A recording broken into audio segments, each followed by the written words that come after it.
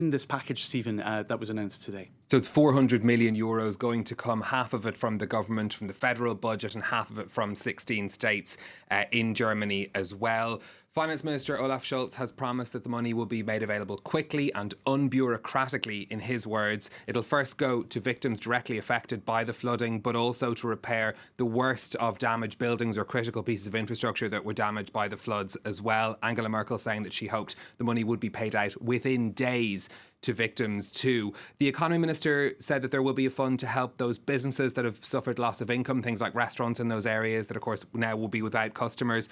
There'll be money for them as well. They're potentially funding up to €10,000 each for that. Local governments have also been promising money. The Mainz government saying that they're going to offer €3,500 per household affected by this too. So government's really moving as quickly as possible to get that money to people who are worst affected.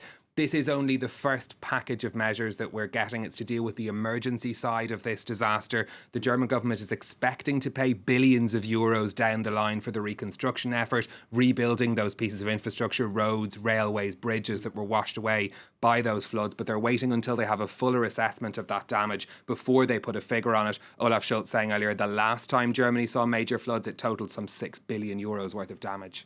Okay, so pulling out all the stops. And where is the money coming from, Stephen? For the moment, this package is going to be funded by the current federal and state budgets. The government in Germany has the option of applying to the EU's Solidarity Fund for money as well. That could provide millions more euro. They have up to 12 weeks to apply for that money.